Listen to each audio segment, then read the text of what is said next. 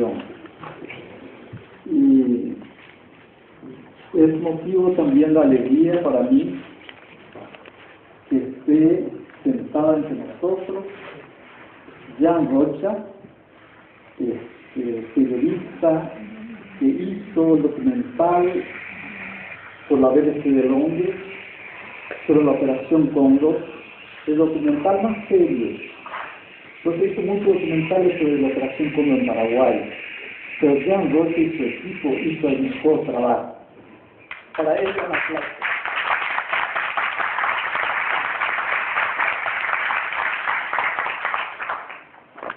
Hace una hora o menos, Jan Rocha le obsequia una revista Clamor, y veo yo en la página 37 un artículo que me sorprende. Dice así,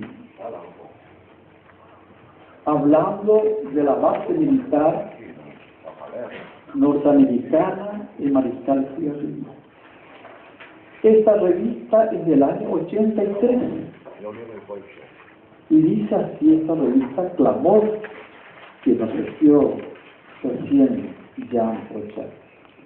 Después de comentar un extraño contrato firmado entre el gobierno paraguayo y la Philips holandesa por $20 millones para la instalación de un moderno sistema de comunicación entre la localidad de Mariscal Estigarribia, base militar y Asunción.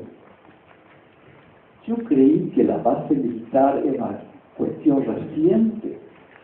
Ya Clamor anunció en el año 88. Gracias por valioso aporte que voy a llevar a Paraguay. Bueno, yo tengo que hablar de la Operación Cóndor. Según el acta de nacimiento de la Operación Cóndor, encontrado en el archivo del Terror de Asunción, Paraguay, en diciembre de 92, declara que se trata de una organización militar que respondía al interés de salvar la civilización occidental y cristiana de las garras del comunismo. Así dice el documento, que dejó como saldo más de 100.000 víctimas asesinadas entre el 75 y el 85. Más del 50% fueron dirigentes sindicales, estudiantes, profesores, abogados, médicos, jueces, artistas, intelectuales, la clase pensante de América Latina.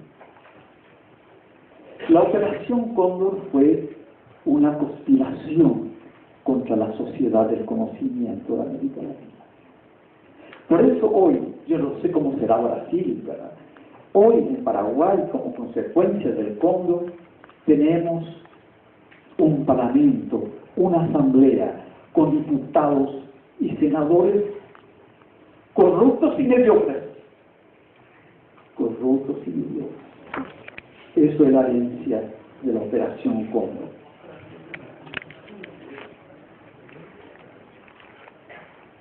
$100.000 sacrificados en América Latina permitió a Washington imponer el modelo neoliberal, salvaje y criminal. Es decir, la liquidación de la empresa del Estado, la destrucción del aparato económico, la destrucción del sistema educativo y la pérdida del control sobre las reservas naturales. Esta fue la represión articulada más cruel, salvaje y criminal que conoció la región del Cono Sur. Aquí está el acta de nacimiento del Cóndor. Y dice el Cóndor que, en fin, fundamentos de lo que dice Pinochet, ¿verdad? Proposición. Es difícil para mí, ¿verdad? El descubrimiento de estos archivos me llevó 15 años de investigación. 15 años. Y me resulta difícil en 25 minutos resumir esto. Y voy a tratar de intentar de resumir. Aquí dice el personaje, o cóndor funcionará así, dice Pinochet, en líneas generales, algo similar a lo que tiene Interpol en París, pero dedicado a su versión. Interpol. 3 veces cito Interpol.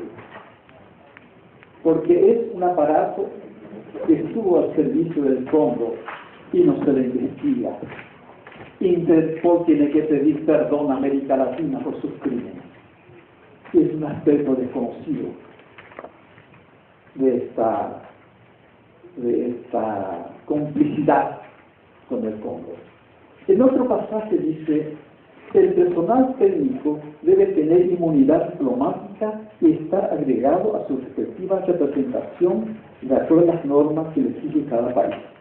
O sea, los cóndores tenían que tener rango diplomático.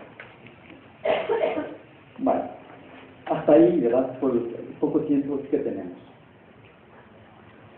Bueno, ¿cómo fue mi contacto con el cóndor?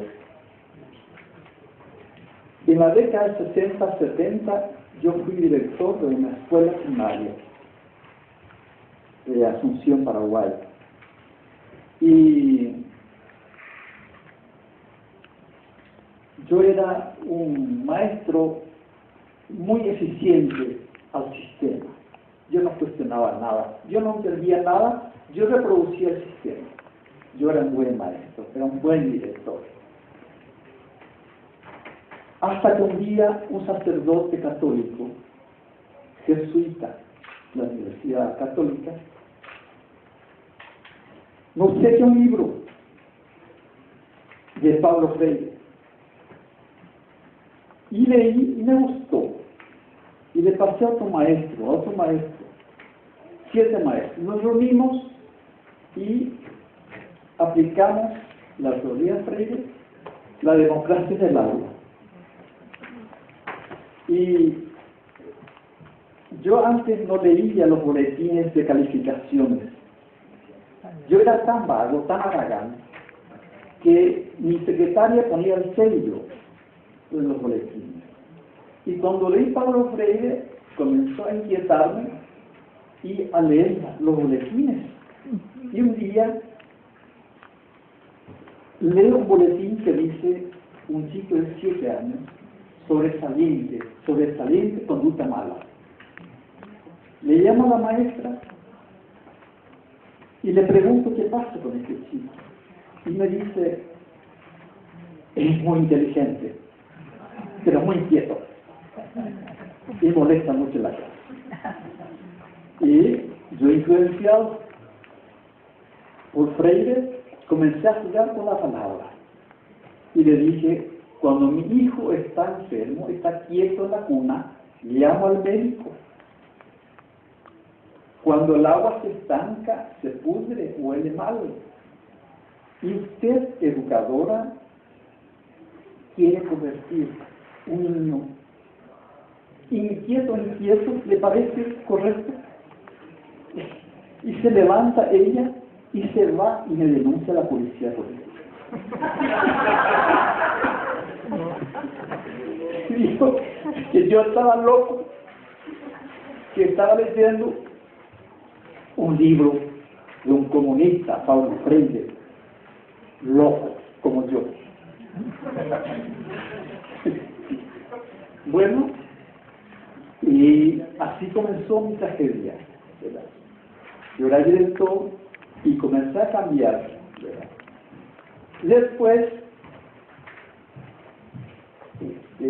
nuestro problema en Paraguay era el salario, muy bajo. Y nuestro salario nos permitía vivir 15 días y 15 días hacíamos régimen. Por eso, en Paraguay los maestros éramos delegados, no había gordo entre nosotros. Hicimos una cooperativa de consumo.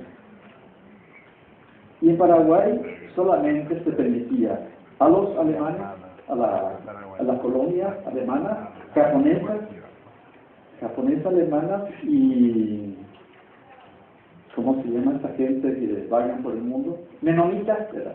Ellos podían tener cooperativas, pero los paraguayos no. Entonces nosotros hacíamos autoayuda. Bueno, teníamos los alimentos en la escuela y distribuíamos para evitar intermediarios. Y después fui nombrado presidente del sindicato de maestros. Y nuestro problema era la vivienda. Y no podíamos comenzar la vivienda. Entonces recurrimos a los artistas argentinos, Leodán, Falú, Horacio Guaraní, a hacer festivales. Y antes nosotros podíamos estar en la calle 3 personas. 4 de la subversión. Y con Leodán, Horacio Guaraní, juntamos 3.000, 4.000 personas. Y eso asustó. Y después dijimos de que techo propio a cada educador paraguayo. Ese era un derecho humano. Salario justo. A nosotros nos decían que los maestros tenemos que ser como Jesucristo, manso. Y que tenemos que llevar la cruz y soportar el salario. Se hizo un congreso de maestros y me nombraron presidente del congreso. Y pedimos aumento 50%. Y nos dieron 3% de aumento. Entonces protestamos. Y comenzó ahí la persecución. Y mi situación empeoró cuando llegó una película de Cantinflas en Paraguay. El Prócer. No sé si vieron la película del Prócer. Nos gustó mucho. Entonces, mandamos una carta a través de la Embajada de México a Cantinflas nuestra felicitación. 3 meses después Cantinflas contesta de que él vendría, como los argentinos, a hacer un festival. Y la Embajada de México en Asunción publica en la prensa. Me hace llamar el ministro de Educación de Paraguay. Y yo fui a pedir prestado plata para comprar una corbata, zapato nuevo. Yo pensé que iba a tener un gran ascenso. Entonces, veo al ministro, el ministro no me pasa la mano ni me saluda. Y me dice, ¿Cantinflas va a venir? Sí, ministro, le dice, yo contento. Y me dice, ¿qué es para usted Cantinflas? Es nuestro ídolo, ministro. Entonces, me golpea la mesa el ministro y me dice, por orden del excelentísimo señor presidente de la República y comandante en jefe de las Fuerzas Armadas de la Nación, general de ejército, don Torres, padre de la patria, Cantinflas, jamás pisa la piedra paraguaya. Y le digo, ministro, ¿por qué ministro? Eres comunista. Y usted está leyendo libros comunistas, Paulo Freire. Y Cantinflas, su amigo comunista. Y artista argentino, Horacio Guaraní, comunista. Cuídese. Y yo me asusté muy grande. Bueno, me fui a pedir becas para salir del país. Pedí becas a todos. Y Argentina me dio la beca. Yo creí que salía del infierno para ir al cielo. Me fui del infierno a otro infierno mayor. Argentina, La Plata, año 72. 72, y un día en los pasillos de la universidad me encuentro con el agregado militar de Argentina en Paraguay. Pues yo era el director de la escuela que lleva el nombre Juan Bautista Alberdi. Alberdi para los argentinos es un gran jurisconsulto. Es que escribió un libro base y punto de partida. ¿Sí? Pero para los paraguayos Alberdi es otra cosa. Un gran antiimperialista. Alberdi fue el que denunció la guerra de la Triple Alianza. Denunció. Entonces, tenía la escuela y la embajada mucho contacto. Y yo conocía al delegado militar. Y me encuentro con el coronel. Y le dije, buenos días, coronel. Yo bien adivinado, ¿verdad? Y me dice, ya no soy coronel. Ya no soy coronel. Yo soy civil con sexo. Ah, sí. ¿Y qué le trae mi coronel? Le dije otra vez. Porque pasaban los estudiantes, ¿verdad? Eran pasillos. Y él no quería que yo diga coronel. Me dice, tú te llamas Martín, yo me llamo Juan Carlos. Y yo no de Juan Carlos. Bueno, gracias, mi coronel. ¿Y qué hace usted aquí, mi coronel? Y yo soy el asesor técnico del rectorado de esta universidad. ¿Usted? Sí. Bueno, 30 años después de cuando descubrimos los archivos secretos, nos dimos cuenta que este agregado militar, coronel de inteligencia, fue a preparar la lista de todos los profesores, estudiantes argentinos y extranjeros que vienen ser liquidados, entre ellos yo. 30 años. Y después descubrimos que el rector se llamaba Guillermo Gallo, rector de la Universidad de La Plata, Argentina. Él vino en el año 74 al Río de Janeiro para reunirse con los rectores brasileños para enseñarles cómo combatir la subversión de las universidades. Año 74. Bueno, termino mis estudios, yo hice la tesis, Paraguay, Educación y Dependencia. En ese momento yo estaba enamorado de Enrique Cardoso, ¿verdad? Teoría de la dependencia, ¿verdad?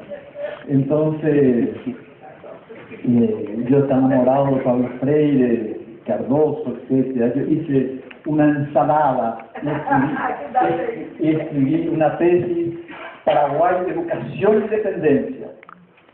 Yo decía que en el Paraguay la educación solo beneficia a la clase dominante y está al servicio del subdesarrollo y la dependencia.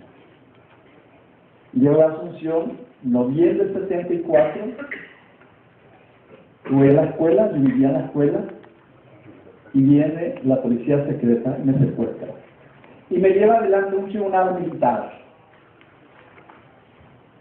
integrado por agregados militares de Argentina, Brasil, Bolivia, Chile, Uruguay, Paraguay y policías de Argentina. Y todos estaban elegantemente vestidos, parece que iban a fiesta de gala, con todas sus condecoraciones, y tenían anteojos negros, la mayoría, anteojos negros. Y yo sentado ahí en el medio, yo fui tratado como un vilade.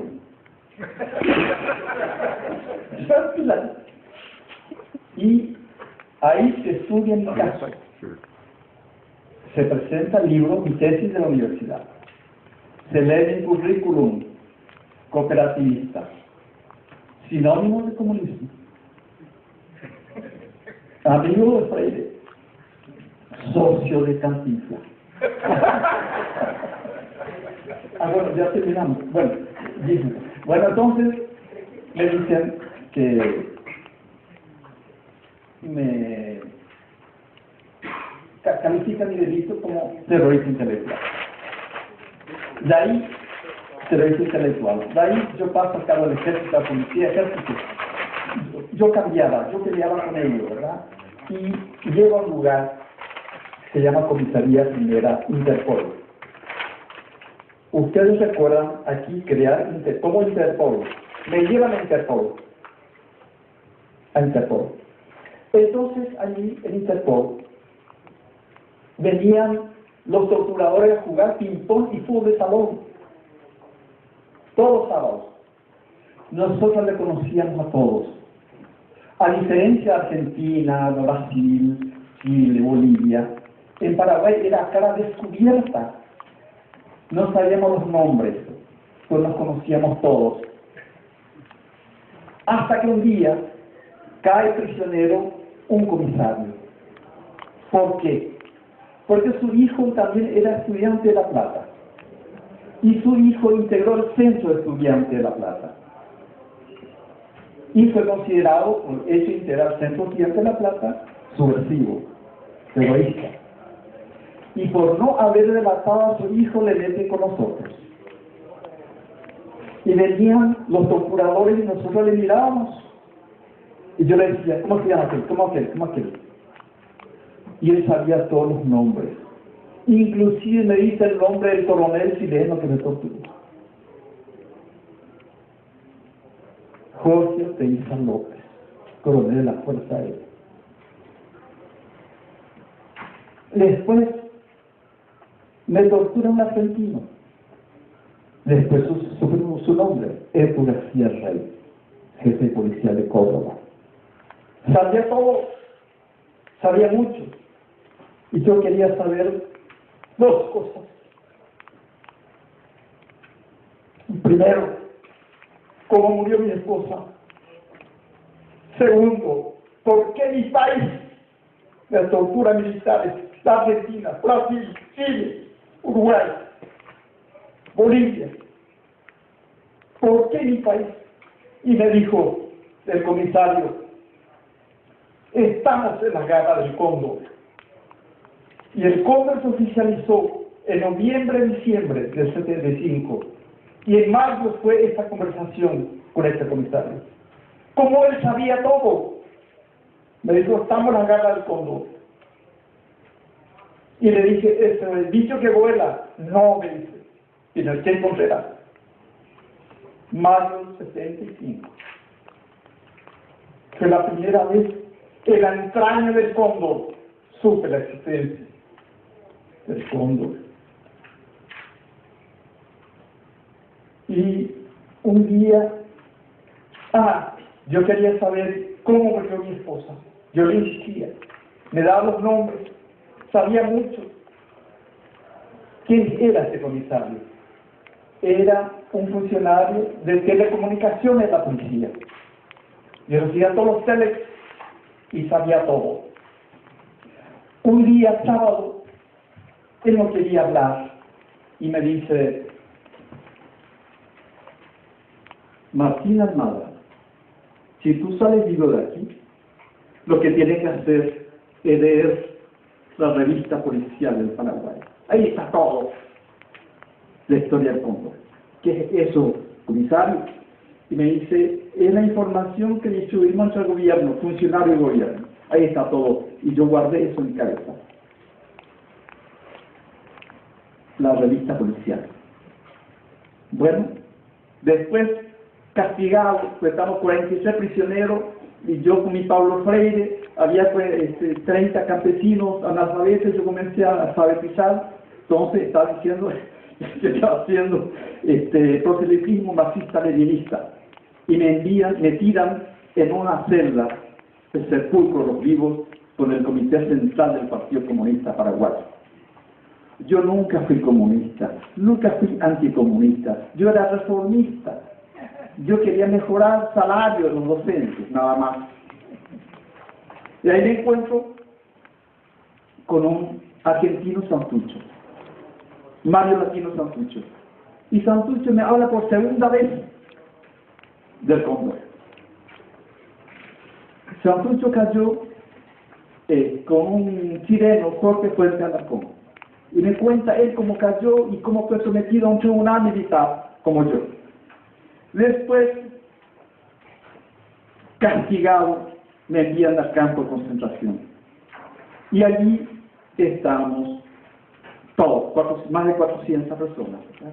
Estamos comunistas, socialistas, anarquistas, teología de la liberación, troquistas, maoístas, en fin, estamos todos. Y de ahí salí yo, socialista por contaminación. Bueno, entonces termino yo, cae la mitad, salgo yo tenía que estar 10, 15 años en la cárcel por el libro, hice una huelga de hambre, 30 días, interviene Amnistía Internacional, me sacan, voy a Panamá, de Panamá a París, estuve ahí en París como consultor para América Latina, vuelvo, durante 15 años en París investigué a través de la revista policial. Vuelvo a Paraguay y comienzo yo a buscar donde yo identifiqué tres lugares posibles. Y yo venía de París, primer paraguayo doctor en educación, primer paraguayo que llega a Naciones Unidas. En fin, yo andaba en coches muy lujosos, con trajes muy lujosos, todo, ¿verdad? Y yo recorría los lugares. Y un día me encuentro con una señora, donde yo sospechaba. Y me dice, ¿usted es maestro en guaraní? ¿Usted es maestro combatiente? Y sí, le digo, Martín Armada, sí, y me abraza. Y fue muy tierna conmigo. Después cambió de actitud y me dice, ustedes los que se fueron del país, ahora vuelven como héroes. Y nosotros, los que hemos quedado, seguimos sufriendo. Y sufriendo, ¿qué abuela? Le dije. Y me dice, esta era mi propiedad. Vino la policía política, quería comprar muy barato, yo me negué. La policía política tomó a mi hijo comunista de tortura. Hicimos un negocio, me entrega el cuerpo de mi hijo vivo. Y después se vuelve tierna y me dice, maestro, y comienza a llorar. Y me dice, maestro, no venga aquí cuando hay trueno y relámpago. ¿Y por qué, abuela? Porque aquí estamos argentinos, chilenos, uruguayos, argentinos, los chicos, me dice. ¿Y están aquí, abuela? No, me dice, son almas en pena. Me dice, Cóndor, está aquí Cóndor. Exijo al juez mi antecedente. La policía niega que yo nunca estuve preso. Exijo al juez ir a allanar los archivos de la policía. Recibo una llamada telefónica. Una juez me dice, profesor, sus papeles no están en la central, están afuera de la Asunción. Véngase, le dije. Vino una señora elegantona, muy bien presentada, y me trae el plano donde está el plano del Cóndor. Entonces, dice que ella quería colaborar con la justicia y me entrega eso. Y voy, hablo con el juez y me dice el juez, ¿qué quiere usted? ¿Irse a la central o irse a ese lugar? Y le dije, mire, una abuela también me dijo la misma cosa. Y el 22 de diciembre de 1992, a las 11 de la mañana, fuimos allá con el juez y la prensa y encontramos 2 o 3 toneladas de documentos de la operación Cóndor, del año 1929 al 89. Y allí estaba toda la documentación sobre el Cóndor. Ese día fue el día más, y yo sufrí mucho, me sentí muy solo. Teníamos toda la prensa nacional e internacional, pero tenía miedo que venga el ejército a recuperar sus papeles. Entonces, supimos que había un juez español que cuidaba estas cosas, se preocupaba por los derechos humanos. Decía, ya termino, sí, discúlpeme, esta partecita, ¿verdad? Entonces, nos dijeron que había un juez español, Garzón, y que hay que mandarle un fax. Entonces, yo creo que no sabíamos que era un fax. Y fuimos a la embajada de España y dijimos al embajador, mire, tenemos esta carta y queremos enviar urgente a Garzón, al señor juez. ¿Tiene un fax usted, señor embajador? Sí, me dice. Bueno, queremos ver la máquina, un fax. Una cosa misteriosa para nosotros. Entonces, metió la máquina y salió al otro lado y Garzón vino. Y se fue el respaldo que tuvimos muy fuerte. O sea, aquí está toda la documentación del Cóndor, como João Batista Oliveira Figueiredo fue a dar curso sobre fundamentos de inteligencia, en fin, un banco del Cóndor allá, Carlos Valdericillo, que ahora está en Miami, sacerdotes de liberación expulsados. Tenemos el Cóndor sigue volando. Encontramos un documento militar, año 97, año 10 de julio 97. Un coronel paraguayo le dice a un coronel ecuatoriano literalmente: aquí le mando la lista de los subversivos paraguayos para que ustedes elaboren la lista de los subversivos de América Latina. ¿Y eso quién dirige? La Conferencia de Ejército Americano. Terminó Pinochet y ahora el Cóndor sigue volando de las manos de la Conferencia de Ejército Americano. Señores, tenemos que cortarle las alas al Cóndor. Esa es mi misión en esta reunión. Muchas gracias.